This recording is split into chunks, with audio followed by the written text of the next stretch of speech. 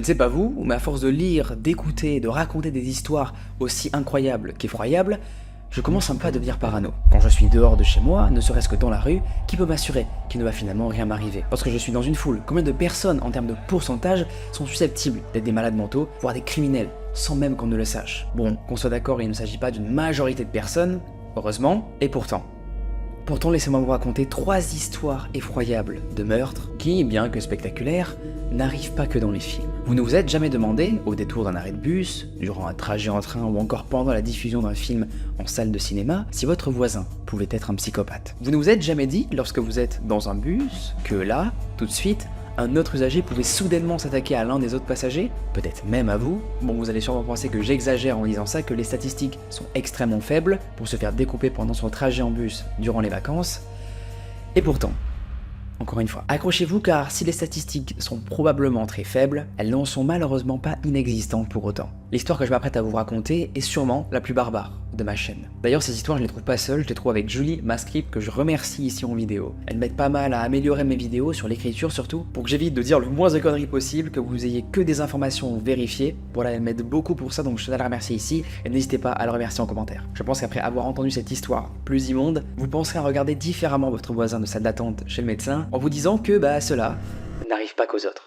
Tommy Richard McLean naît le 3 octobre 1985 au Canada, dans une ville nommée Winnipeg, au Manitoba. Il était un jeune adulte parfaitement ordinaire lors des faits, décrit comme plutôt chaleureux, solaire et social. Il aurait pu être un très bon frérot à vous. Un gars comme n'importe qui d'entre nous. Rien ne le distinguait en particulier dans sa vie, si ce n'est qu'il a pour personnalité d'être autonome et indépendant. Son oncle disait d'ailleurs en le décrivant « Tim a passé sa vie à voyager et à rencontrer de nouvelles personnes. Il voyait toujours du bon dans les gens qu'il rencontrait. » En 2008, il avait alors 22 ans et était employé dans une fête foraine itinérante, emploi qui convenait jusqu'ici parfaitement à ses aspirations bohèmes. Il avait aussi une petite amie, Colleen, qu'il connaissait depuis l'enfance et qui attendait un enfant de lui, même s'ils ne s'étaient que récemment mis ensemble. Colleen, elle, avait déjà 2 enfants d'une union précédente à laquelle elle venait de mettre fin. Cette grossesse et l'idée de devenir père le rendaient très inquiet. Et s'ils avaient décidé ensemble avec Colleen de pratiquer une IVG, Colleen ne s'était jamais rendue au rendez-vous. Probablement souhaitait-elle garder l'enfant qu'elle attendait de Tim, même à l'encontre de la volonté de celui-ci. Et à la fin d'une tournée de la troupe itinérante à laquelle il appartenait, pour laquelle il travaillait, il a décidé un jour de la quitter. Il souhaitait en fait retourner s'installer près de sa famille, à Winnipeg, ville située à plusieurs heures de route de son lieu de travail ce soir-là. Le 30 juillet 2008, Tim montait à bord d'un autocar d'une ligne nommée Greyhound,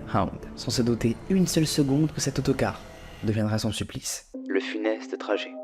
En soirée, l'autocar Greyhound 1170 quittait Edmonton à destination de Winnipeg via l'autoroute. Tim s'était installé à l'arrière. De nature sociale mais autonome, il a été rapporté par plusieurs témoins que avant de s'installer et mettre ses écouteurs dans les oreilles, il a salué tout le monde. Cela montrait vraiment tout le respect qu'avait Tim envers les autres. Et une rangée derrière lui se situaient les toilettes du car. Vers 19h, le véhicule s'est arrêté pour prendre de nouveaux passagers. Mais il n'y en avait qu'un seul, un illustre inconnu pour Tim et tous les autres passagers du bus. Enfin, inconnu pas tellement, jusqu'à ce dramatique trajet. Cet inconnu, c'était Vincent Wigan Lee. Et croyez-le ou non, il est, avec la crise Covid, l'une des horreurs mondiales les plus connues liées à la ville de Wuhan. En 1992, en effet, il est diplômé de l'Institut de technologie de la ville avant de travailler jusqu'en 1998 à Pékin, en tant qu'ingénieur en logiciel informatique. Lee avait immigré au Canada le 11 juin 2001 et il en est devenu citoyen le 7 novembre 2006. C'est aussi sur le continent nord-américain qu'il a rencontré son épouse, Anna. Mais ça, c'est pas tellement important à vrai dire. Subvenant à ses besoins et ceux de son épouse comme il pouvait, il a entre autres travaillé pour une église dont le pasteur, Tom Castor, a affirmé qu'il était un employé dévoué et soucieux de bien faire son travail. Mais cependant, il existait une barrière quant à la langue que Vince Lee ne maîtrisait pas encore. Il avait pourtant jamais démontré d'excès de rage ou de crise de colère et ne s'était jamais fait remarquer, que pour sa connaissance et son enthousiasme à travailler. Les employeurs suivants ont également témoigné de l'exemplarité de Vince Lee au travail et jamais personne ne s'était plaint qu'un quelconque comportement violent, ni même étrange ou suspicieux, qui aurait pu prédire ce qui allait se passer d'horrible par la suite. Pourtant, Vince Lee s'avérera avoir été frustré de sa situation, car en dépit de son haut niveau de formation et de ses diplômes, l'immigration et la barrière de la langue le condamnaient à tout recommencer, en quelque sorte sur le plan professionnel, et il ne trouvait que des emplois précaires. Enfin, pour ne pas arranger la situation de celui-ci, il est diagnostiqué par un psychiatre comme étant schizophrène. Mais Vince Lee ne prenait pas le traitement qui lui avait été prescrit. Son état mental, comme il ne prend pas les médicaments, vous l'avez deviné, va se dégrader d'année en année, et il va commencer petit à petit à montrer un fort déséquilibre psychique. Le parfait exemple que je peux vous donner là pour vous montrer qu'il est en train de dériver complètement, le Vince, il a subitement, du jour au lendemain, quitté sa femme en ne laissant seulement qu'un post-it sur la porte où il est écrit ceci: je m'en vais, ne me cherche pas, j'aurais aimé que tu sois heureuse. Avant de monter dans le bus, cette terrible nuit de juillet 2008, il avait d'abord voyagé par le biais d'une autre ligne de la même compagnie, de laquelle il était finalement descendu pour en prendre une autre, sans qu'on ne sache vraiment pourquoi il a fait ça. Il venait de passer la nuit à attendre l'autocar, assis sur le banc d'arrêt de la ligne, tout seul, regardant droit devant lui, et ça on le sait grâce au seul témoin qu'il y avait sur place, qui a rapporté avoir constaté un comportement assez étrange chez Vince Lee. Le témoin, qui se souvenait de l'homme pour son comportement particulièrement étrange, a aussi vu Lee vendre un ordinateur qu'il avait sur lui. Il aurait vendu apparemment 75 $ à un gamin qui passait par là. Lorsqu'il est monté dans le bus dans lequel se trouvait Tim McLean, il a été décrit par plusieurs témoins comme étant un homme de grande taille, dans la quarantaine, à la tête rasée et portant des lunettes de soleil. Dans un premier temps, depuis sa montée jusqu'à un autre arrêt, il s'était installé à l'avant de l'autobus. Après un autre arrêt du véhicule dans la ville de Brandon, qui permet à Tim de descendre fumer une cigarette, Vince Lee a changé de place et s'est ensuite assis auprès de Tim, qui s'était paisiblement installé. La musique sur les oreilles, endormi par le trajet, Tim aurait à peine réagi à la présence de son voisin. De nature sociale et autonome, il est probable que la présence du copassager ne le dérangeait pas, puisqu'il prenait les transports en commun et qu'il était normal que d'autres passagers utilisent les lignes d'autocar. Le trajet continuait donc le long de la route transcanadienne, a priori de manière paisible. Aucun des passagers ne se doutait qu'ils étaient sur le point, tous, de vivre la nuit la plus traumatisante de leur vie. Le car roulait alors la nuit, les passagers majoritairement ensommeillés, bercés par la diffusion du film La légende de Zorro sur les écrans du bus, patientaient afin d'arriver à leur destination respective. Mais là, brusquement, sans que personne ne comprenne, un cri terrifiant a résonné dans l'habitacle. Les témoins du drame ont rapporté plus tard qu'une fois après avoir saisi la situation, ils ont compris qu'il s'agissait du jeune passager avec les écouteurs, Tim,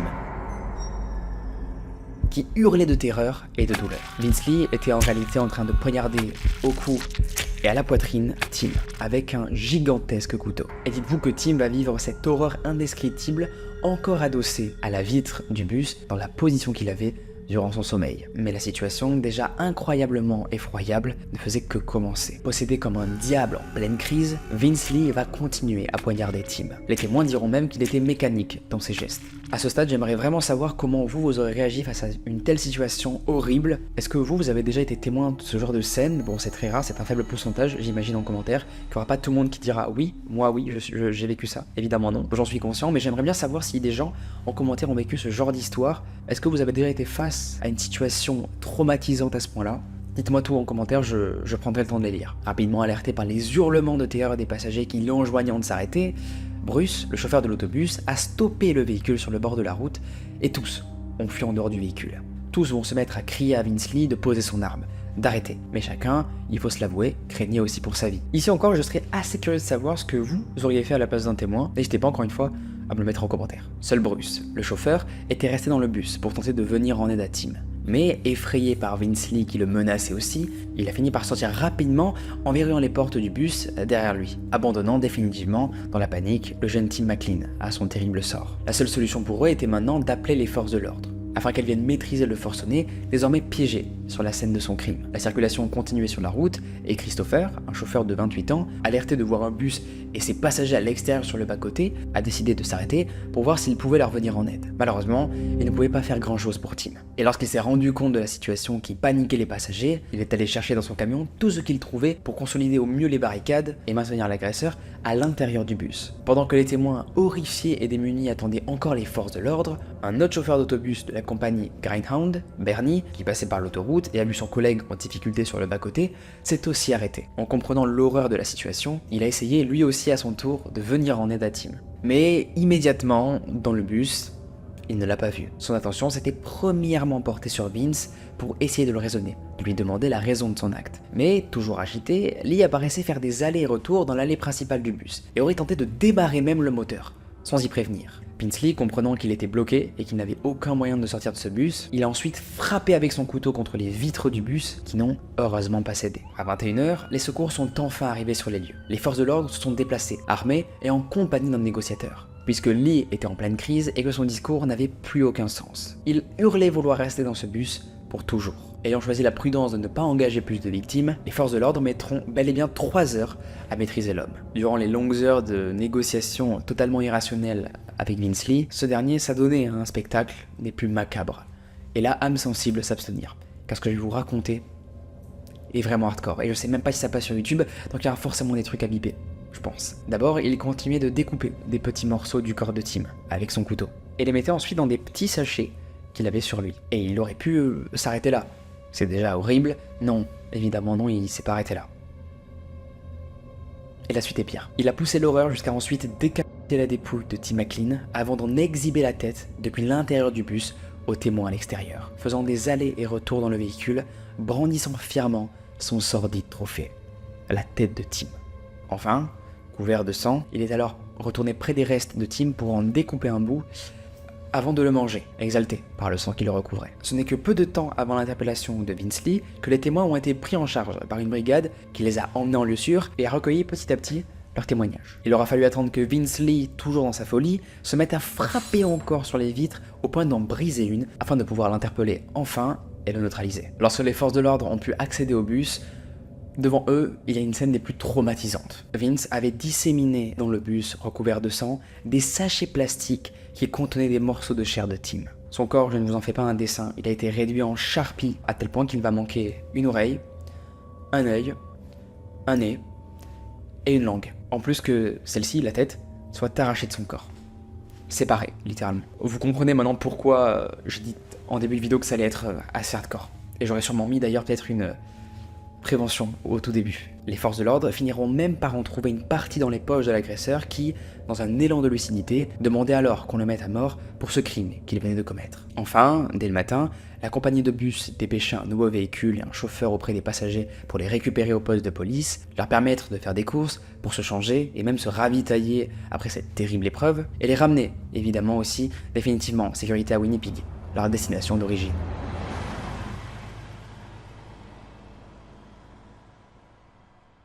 Je pense qu'il faut vraiment en être victime pour imaginer le trauma que ça a dû leur laisser. Je ne sais même pas si j'aurais eu la force moi après de reprendre les transports en commun. Évidemment que non. Évidemment que non. Le procès de Lee a débuté le 3 mars 2009. Lee plaidant non pénalement responsable pour cause de troubles mentaux.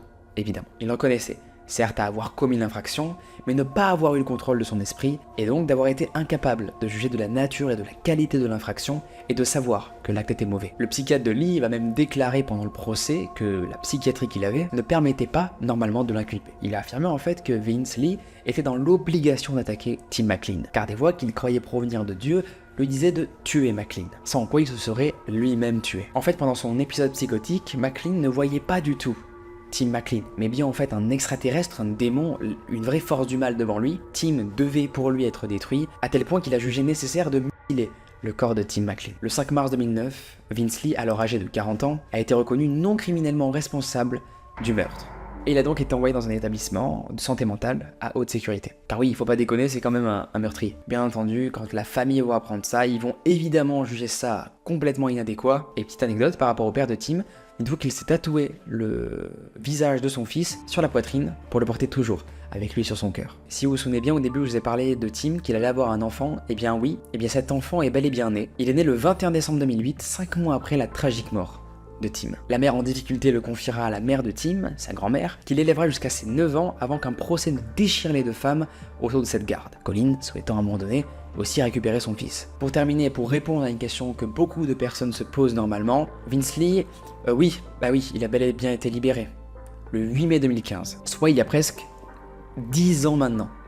Ce mec est en liberté actuellement. Bon, il doit être suivi psychologiquement, mais là, il est potentiellement quelque part en liberté. Et ça me terrifie de savoir ça. Car si ce mec-là est en liberté, ce qui me fait d'autant plus peur, c'est cette information-là. Car si les psychiatres estiment qu'en prenant un traitement adapté, il n'y a que 7% de probabilité de récidive, c'est quand même 7%. Ce n'est pas rien. Donc restez quand même aux aguets la prochaine fois que vous prenez un bus. Prenez le vélo, en vrai, c'est une option qui peut être cool. Évidemment non, il faut pas psychoter non plus. Vivez votre vie, mais quand même, il faut toujours rester sur ses gardes. Le spider sense, on n'oublie pas. Car je pense que vous n'aimeriez pas trop partager un bout de chemin avec lui.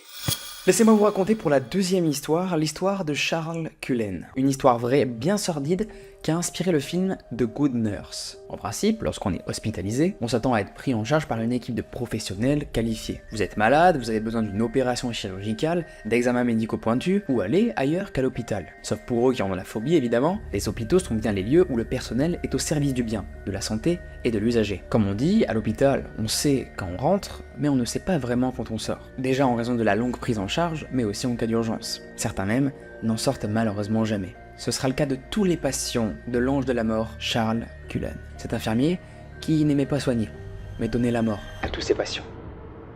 Charles Edmund Cullen, né le 22 février 1960 dans une ville nommée West Orange, qui se situe dans le New Jersey, aux États-Unis. De famille catholique de classe ouvrière, il était le dernier d'une famille de 8 enfants, soit d'une famille nombreuse. La même année de sa naissance, alors que Charles n'avait encore que 7 mois, son père, Edmund, qui était chauffeur de bus, lui, décéda. Cullen a lui-même décrit son enfance comme misérable, et a affirmé avoir été constamment intimidé par ses camarades de classe et les petits amis de ses sœurs. À l'âge de 9 ans, l'horreur va commencer pour Cullen. À l'âge de 9 ans, il va faire sa première tentative de suicide.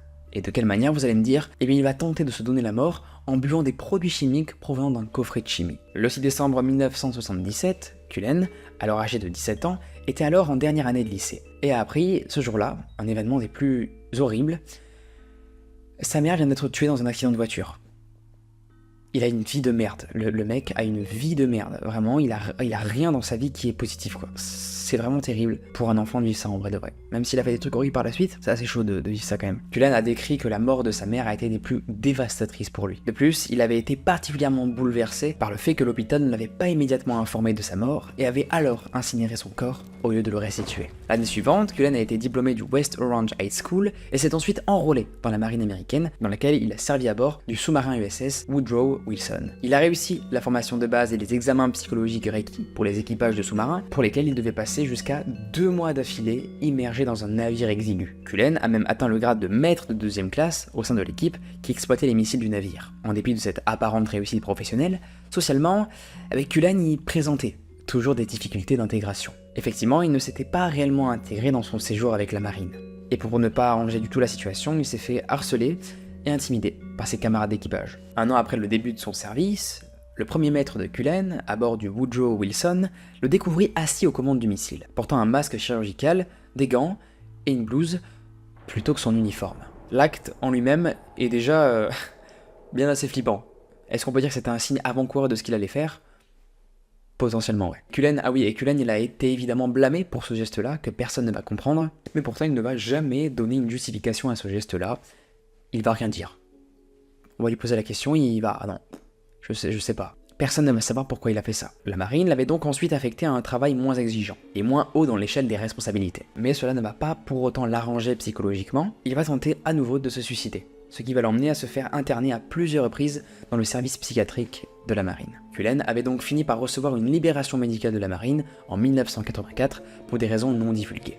Peu de temps après sa sortie, Cullen s'inscrit à l'école de soins infirmiers, et pas n'importe où, à l'hôpital Mountainside à Montclair, dans le New Jersey. Élu délégué de sa classe, il a obtenu son diplôme en 1986 avant de commencer à travailler à l'unité des brûlés du centre médical de Saint-Barnabas à Livingston, au New Jersey. Il a alors 26 ans à ce moment-là. Cullen a rencontré l'année suivante, en 1987, une dénommée Adrienne Baum, qui deviendra ensuite sa femme. Leur fille, la première des 2 filles, naît plus tard cette année-là. Cependant, l'épouse de Cullen se sentait de plus en plus perturbée par le comportement de son mari, qu'elle qualifiera même plus tard d'inhabituel. Et elle témoignera aussi de ses abus envers les chiens de la famille. Et le pire dans tout ça, c'est que ce n'était que le début d'une série de comportements déviants dont fera preuve Charles Cullen. Charles Cullen, avant que sa femme elle-même ne le dénonce, avait déjà commencé à œuvrer dans l'ombre. Dès l'année 1988, peu après sa prise de poste à l'hôpital Saint-Barnabé, les premiers meurtres qu'il avouera plus tard eurent lieu.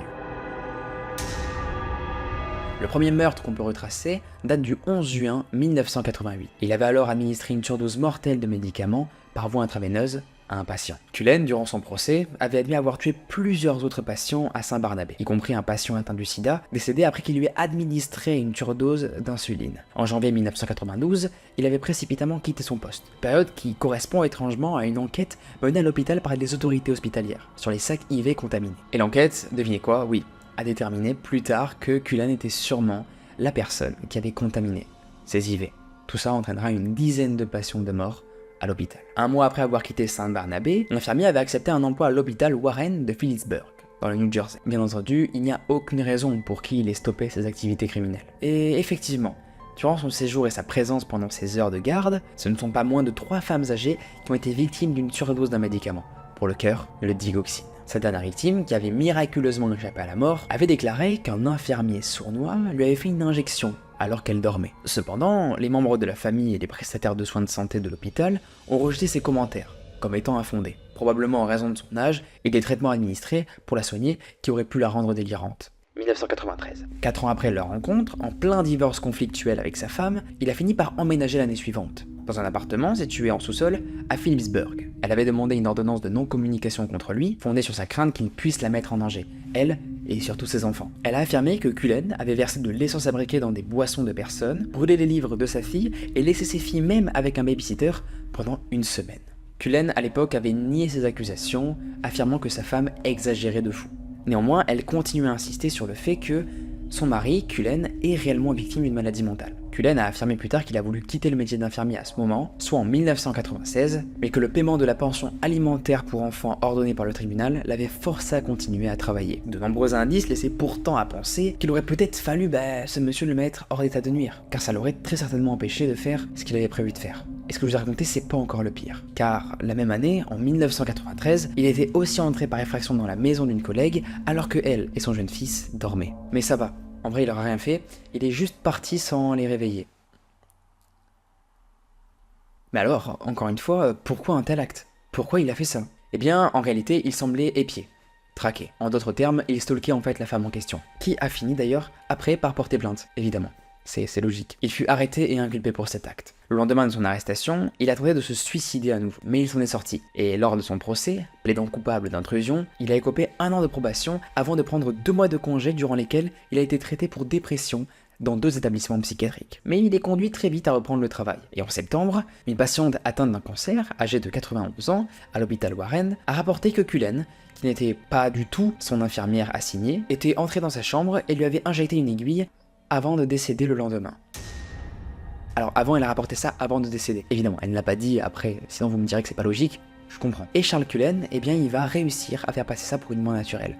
À tel point que le fils de la personne décédée, de la femme âgée, va devoir forcer et protester contre la conclusion que ce soit une mort naturelle. L'hôpital, qui avait visiblement de forts soupçons sur Charles Cullen, lui avait fait passer un test au détecteur de mensonges, qu'il a réussi, ainsi qu'à plusieurs autres infirmières. Il avait tenté de se suicider à de nouvelles reprises à la fin de l'année, mais a continué à exercer son métier, chez Warren, jusqu'au printemps suivant, puisqu'il a ensuite été assigné dans l'unité de soins intensifs de Hunterdon Medical Center, à Flemington, dans l'état du New Jersey, poste qu'il occupera pendant 3 années. 1996. Il a affirmé, après son arrestation définitive en 2003, qui mettra fin à sa mission macabre, qu'il n'avait fait de mal à personne au cours des 2 premières années à Hunterdon. Cependant, les dossiers hospitaliers de cette période avaient étrangement été détruits, et Cullen a admis avoir assassiné 5 patients entre janvier et septembre 1996, toujours avec des surdoses de digoxine. Et pourtant, en dépit des soupçons plus que fondés, des concordances de faits en sa défaveur, il continuera encore d'exercer son métier pendant plusieurs années.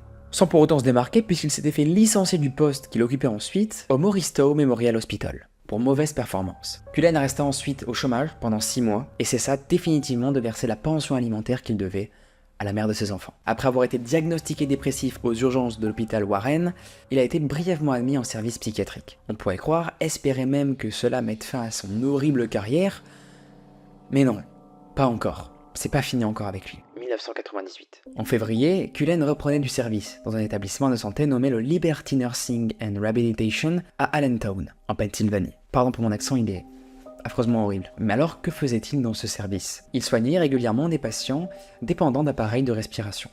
Bon, vous le voyez venir.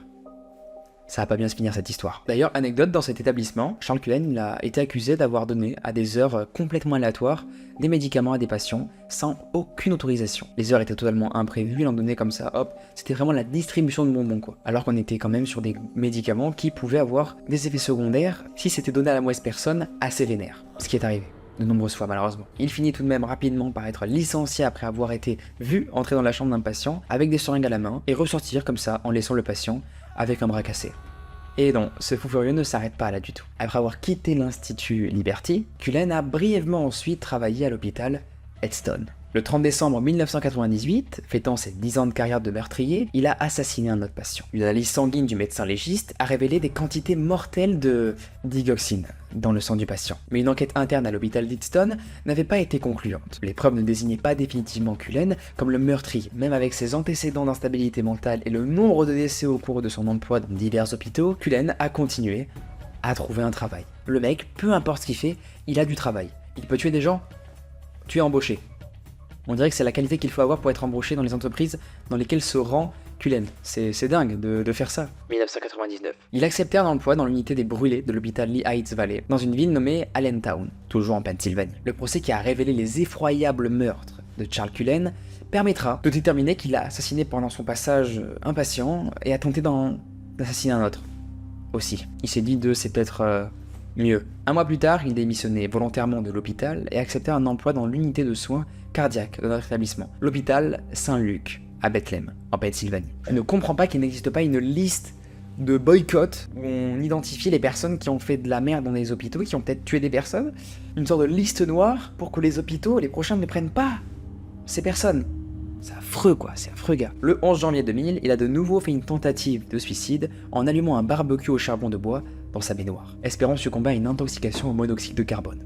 Sauf que ça n'a pas marché. Et oui, ses voisins ont senti comme une odeur bizarre, une fumée étrange, et ont appelé directement les pompiers et la police. Ce qui a conduit directement Charles Cullen dans un service psychiatrique d'urgence dans un hôpital. Et le lendemain, il est retourné au travail. À l'hôpital Saint-Luc, personne ne soupçonnait Cullen d'assassiner des patients. Jusqu'à ce qu'un collègue à lui retrouve des flacons de médicaments dans une poubelle. En parallèle, 7 de ses collègues de Saint-Luc l'ont dénoncé au procureur. Mais pour des raisons qu'on ne comprend pas, et que personne ne comprend, vraiment c'est incompréhensible, les enquêteurs ne vont jamais se pencher sur le passé de Cullen. Et l'affaire a été abandonnée 9 mois plus tard, faute de preuves. Seule une enquête, interne à l'hôpital et non effectuée par la police, a montré que Cullen avait pris ce médicament et Saint-Luc lui a proposé de démissionner en recevant une recommandation neutre, ou d'être licencié. L'hôpital lui proposait donc une forme d'arrangement à l'amiable, silencieux, ce qui peut aujourd'hui, vous l'aurez deviné, être qualifié de tout simplement scandaleux quoi. Sans toutes ces enquêtes internes, donc menées par les services des hôpitaux eux-mêmes, qui ont gardé le silence sur les agissements de Cullen, il aurait pu être mis hors d'état de nuire, bien plus tôt. Face au choix que lui proposait l'hôpital, en juin 2002, il acceptait donc la démission.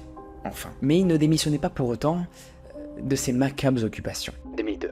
En septembre 2002, Cullen a commencé à travailler dans l'unité de soins intensifs du Somerset Medical Center à Somerville, dans l'état du New Jersey. Dans cette ville, et bien que sa dépression s'aggravait, il avait aussi commencé à fréquenter une femme. Pendant ce temps, l'enquête montrera qu'il avait alors tué au moins 13 patients et tenté d'en tuer au moins un de plus à la mi-2003, en utilisant toujours le même produit, de la digoxine, mais aussi de l'insuline et de l'épinéphrine. Il avait tenté d'assassiner Philip Gregor, un patient du Somerset, qui a échappé à son agression, mais décédera de mort, malheureusement naturelle, 6 mois plus tard, en dehors de l'hôpital. Cependant, l'hôpital de Somerset commençait à remarquer les actes répréhensibles de Cullen. Et ça, ils vont le remarquer de la manière suivante. Cullen se rendait dans des chambres, prenait dossiers informatisés de patients auxquels il n'était pas du tout affecté. Le mec était chez lui. Il fouillait partout alors qu'il n'avait pas du tout le droit. Les armoires de distribution de médicaments informatisés de l'hôpital montraient qu'il demandait des médicaments qui n'avaient pas été prescrits à ses patients. Ces demandes de médicaments comprenaient de nombreuses commandes qui ont été immédiatement annulées et de nombreuses demandes à quelques minutes d'intervalle. Stratagème connu du personnel hospitalier pour retirer des tiroirs verrouillés des médicaments non prescrits. La commande est annulée et le médicament reste dans le stock.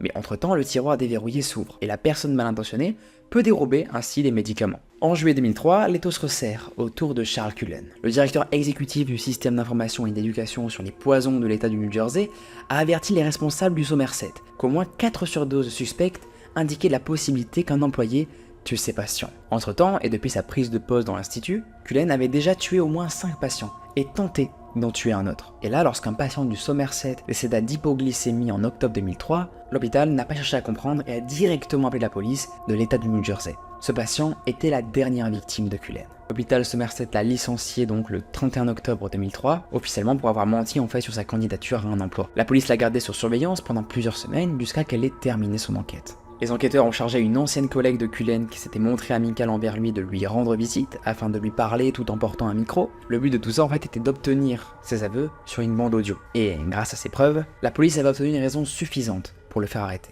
L'enquête et la vérité. Cullen a été arrêté dans un restaurant le 12 décembre 2003 après 15 ans de crimes dans les différents hôpitaux où il a occupé des emplois. Il est inculpé à la fois pour meurtre et tentative de meurtre. Le 14 décembre, il a admis aux détectives des homicides, Dan Baldwin et Tim Brown, qu'il avait assassiné 2 patients à Somerset. Tout au long de l'enquête, ce ne sera pas moins de 40 crimes que Cullen a déclaré avoir commis aux détectives, au cours de ses 16 années de carrière d'infirmier. Alors, ce qu'il faut bien comprendre par la suite, c'est qu'aux États-Unis d'Amérique, chaque État est responsable pour juger les crimes qui sont commis dans ses frontières. C'est pourquoi Charles Cullen bénéficiera de plusieurs procès, plusieurs jugements dans différents États. Mais aussi, il aura donc, du coup, différentes sanctions pénales.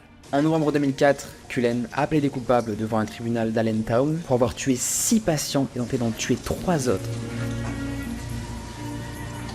Il a interrompu à plusieurs reprises la procédure en larguant le juge avec cette phrase-là: « Votre honneur, vous devez démissionner », avant que les autorités ne reçoivent l'ordre de le bâillonner. Et même après l'avoir bâillonné, il a continué à répéter cette phrase régulièrement et de plus en plus fort. Lors de cette audience d'ailleurs, Platt lui a infligé 6 peines à perpétuité supplémentaires. Dans le cas de son accord de plaidoyer, Cullen a travaillé avec les forces de l'ordre pour identifier d'autres victimes. Et le 2 mars 2006, Cullen a donc été condamné à 18 peines consécutives à perpétuité par l'État du New Jersey. Actuellement, il fait partie des détenus dans la prison de l'État du New Jersey. Et rassurez-vous, en raison du nombre de peines dont il a écopé, il ne sortira jamais. Ce mec, vous inquiétez pas, à défaut du premier gars qu'on a parlé, lui, pas comme Vince, il ne sortira pas. Cette sordide histoire aura au moins fait quelque chose de positif. Elle aura contribué à améliorer les encadrements pendant le recrutement des personnels de santé. Enfin, du moins, j'imagine, et j'espère. Mais évidemment, cela n'enlève à rien l'horreur dans laquelle a basculé la vie de tous les défunts, toutes les personnes qui ont été victimes de Charles Cullen. Mes condoléances à toutes les familles qui ont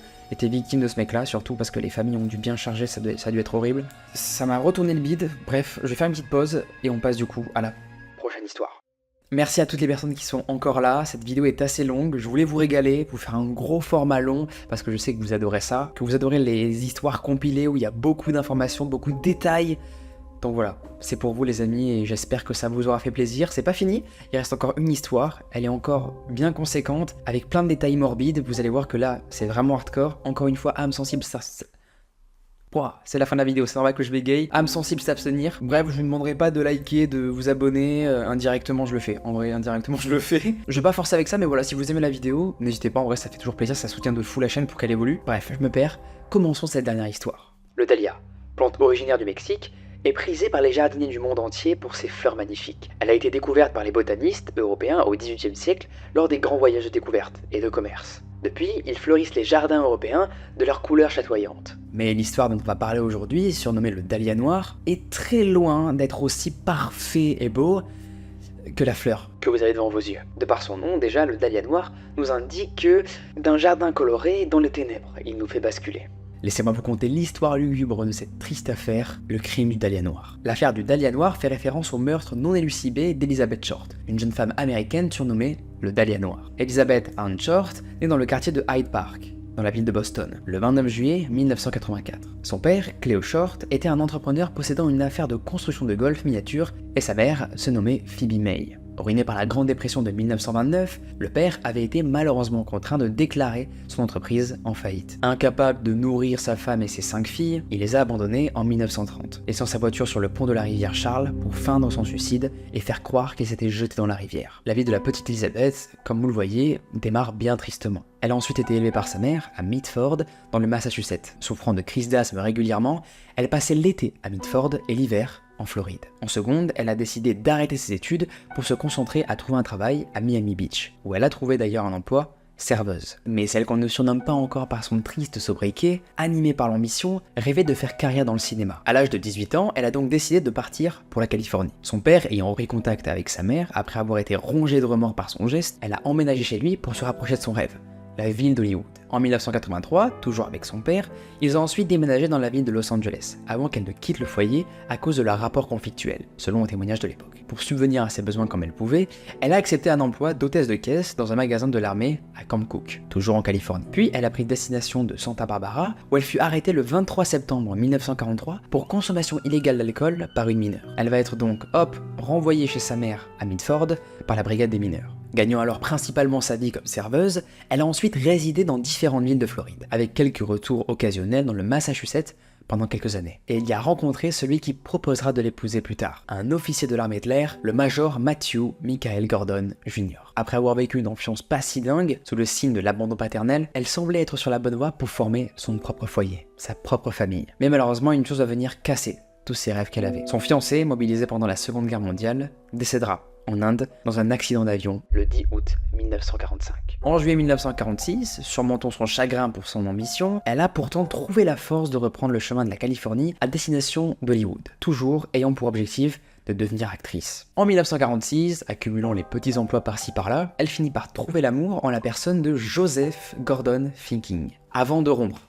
Très vite après. Oui, parce que Elizabeth, c'était pas le genre de personne, à cette époque-là, qui restait avec un homme et pendant une durée assez longue. C'était tout l'inverse de ça. Pendant ces périodes de célibat, la jeune femme, réputée pour être assez jolie, menait une vie de sortie et fréquentait beaucoup d'hommes. Le 9 janvier 1947, elle revint à Hollywood, toujours dans l'ambition des Lumières, mais jamais elle n'en repartira vivante. Et pourquoi ? Vous allez savoir très vite et accrochez-vous bien parce que ça va être assez glauque, là maintenant. Au matin du 15 janvier 1947, une mère et sa fille se promenaient dans leur quartier de Los Angeles, aux abords d'un terrain vague. Sur le trottoir, la mère va observer et elle va voir quelque chose. C'est une chaussure féminine. Elle regarde alors plus loin pour distinguer quelqu'un à qui cette chaussure aurait pu appartenir. La mère identifia alors ce qu'elle pensait être un mannequin. De par sa blancheur, le corps, déposé à la hâte sur le sol, démonté en deux parties, comme elle explique, ne pouvait être qu'un mannequin. C'était obligatoirement ça. Ça ne pouvait pas être un corps humain.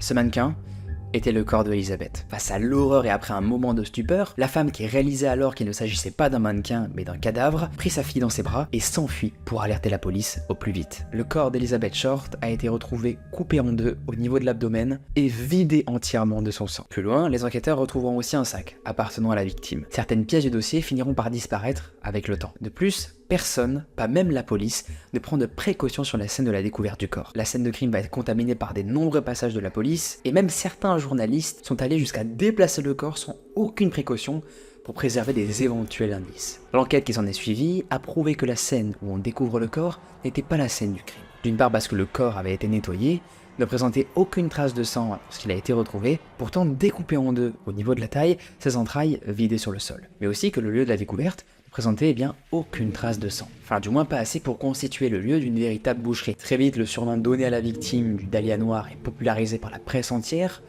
et aurait, pour l'anecdote, plusieurs origines. Suivant des versions, il proviendrait soit de son abondante chevelure brune et de ses vêtements noirs qu'elle avait pour l'habitude de porter, soit d'une fleur de dahlia qu'elle aurait portée dans les cheveux. Mais il peut également et tout en même temps faire référence au film de Blue Dahlia, le Dahlia bleu, sorti peu de temps avant le meurtre et dont l'intrigue est justement fondée sur l'assassinat d'une jeune femme et à la recherche de son meurtrier. L'enquête révélait en raison des traces qu'elle avait sur les poignets, qu'elle avait été attachée et longuement torturée, juste avant de mourir. Les policiers vont supposer que le corps avait été vidé de son sang, probablement dans une baignoire, pour finir par être lavé. L'absence de sang sur les lieux de sa découverte indiquait aussi qu'elle avait été assassinée ailleurs, puis transportée dans le terrain vague. La police avait auditionné les habitants et visiteurs alentours, permettant d'identifier la présence d'une voiture décrite comme grosse et de couleur noire, sans pour autant réussir à identifier le conducteur ou le propriétaire. Des suspects ont aussi été interrogés. On peut citer le dernier petit ami en date de la jeune femme, Jack Anderson Wilson, ou encore un médecin de 40 ans à l'époque qui aurait soigné Elizabeth. La résidence de ce docteur aurait jusqu'à être mise sous écoute lors de l'enquête.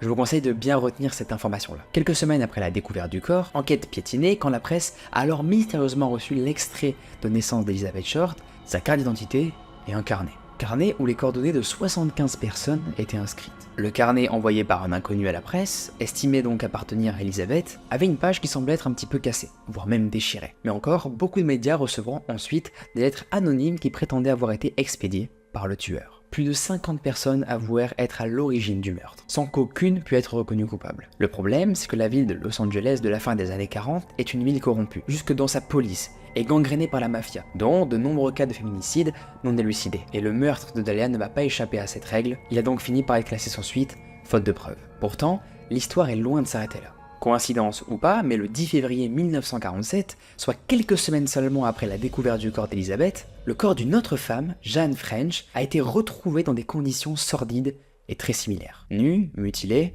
le crâne explosé, le corps piétiné, sur son corps il était inscrit avec du rouge à lèvres « Fuck you BD ». Les lettres B et D pourraient correspondre, on ne sait pas, on n'en est pas vraiment sûr, mais on pense que c'est ça, en anglais, à Black Dahlia, donc Dahlia Noire en français. Mais ici encore, il faut restituer les crimes dans leur époque. L'idée criminelle, vous savez, de serial killer n'existait pas encore. Même les recherches ADN, dites-vous, n'étaient pas du tout encore maîtrisées. S'il existait déjà des criminels qui tuaient en série, on ne les appelait pas encore comme ça. Et surtout, on ne reliait pas toujours immédiatement des crimes similaires entre eux. Le lien entre le meurtre de Jane et d'Elizabeth n'est donc pas du tout établi. Et la découverte du corps de Jane French, malheureusement, ne permet pas du tout de relancer l'enquête sur le Dahlia Noir, sur Elizabeth. Et pourtant, on va avoir un rebondissement que personne n'attendait, qui va changer toute l'histoire. En 1999, soit 52 ans après la découverte du corps d'Elizabeth, un policier qui, a priori, n'avait aucun lien avec elle, perd son père, George. Steve Odell est à la retraite depuis 13 ans, lorsqu'il doit traverser ce deuil. Et en triant douloureusement les affaires de son défunt père, il a découvert la photographie d'une magnifique femme,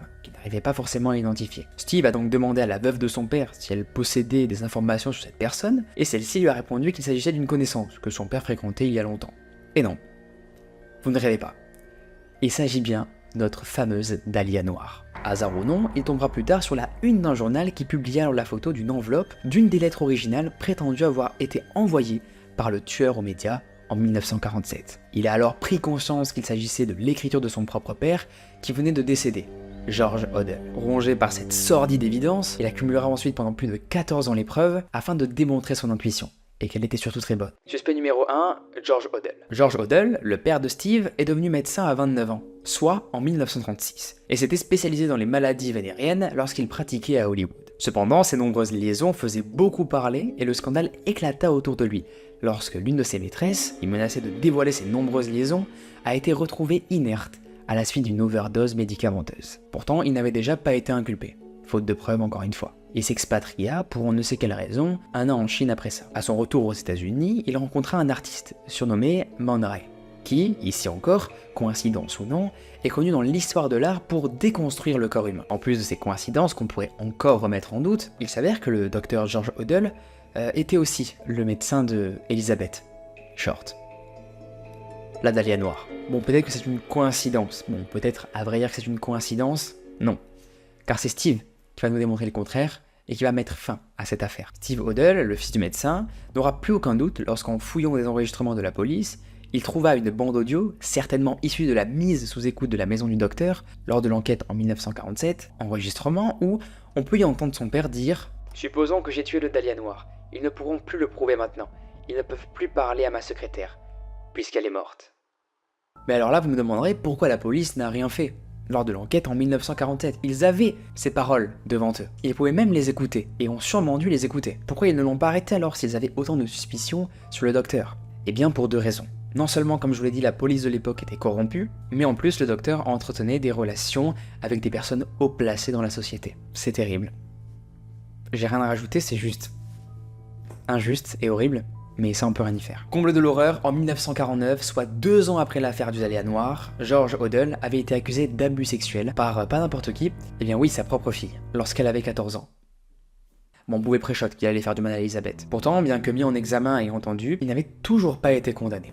Le mec est intouchable quoi. Suite à ces accusations, peut-être pour fuir le discrédit, il a emménagé des années suivantes aux Philippines pour y demeurer 40 ans, exerçant en tant que psychiatre, médecin spécialisé dans les maladies psychiques. Il s'y était aussi marié et est devenu père de 4 enfants. C'est en 1990 qu'il revient âgé aux États-Unis avant de mourir en 1999 à l'âge de 92 ans, sans jamais avoir été condamné pour un seul crime. Bien entendu, son fils, pendant ses années d'enquête sur son propre père, avait aussi fait le lien avec la sordide histoire du crime au rouge à lèvres. Pourquoi cette intuition? Encore une fois, l'écriture sur le corps de Jane French, Fuck You BD, correspondait également, selon lui, à l'écriture de son père. Merci beaucoup d'avoir suivi ces 3 histoires, ne m'en voulez pas si demain vous voyez des gens dans la rue qui vous regardent mal, c'est fortement possible que ce soit de la parano qui a été créée à cause de ma vidéo chez vous, ne vous en faites pas, ça passera tôt ou tard. C'était Léo, et je vous dis à plus pour une prochaine vidéo.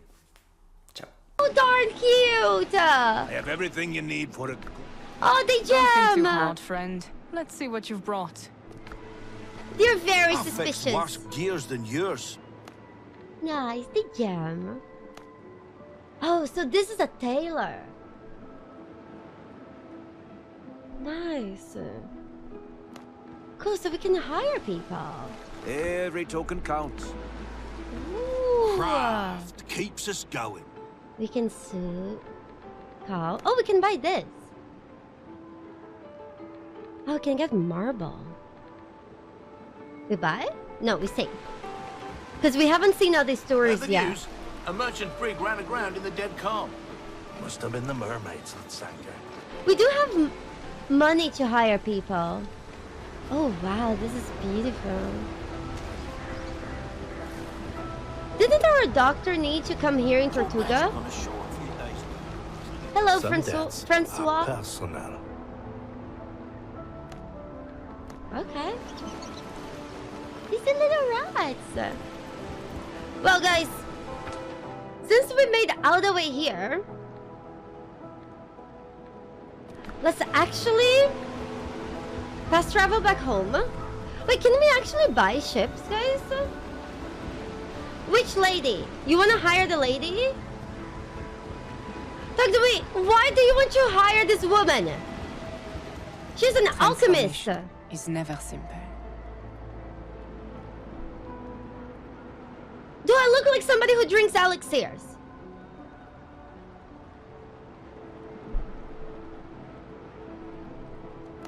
But where's the inn? Oh shit! Oh wow! This inn is too quiet to be a pirate inn. All right. What can mushroom poison? I feel like they need to make this inn look more alive. Good to see a new face at the end of the world. These are some interesting patterns you got there, matey.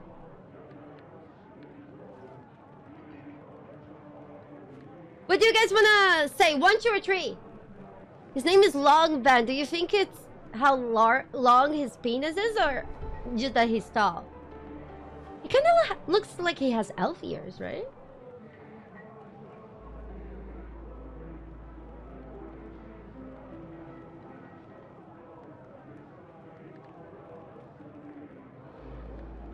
Why not both?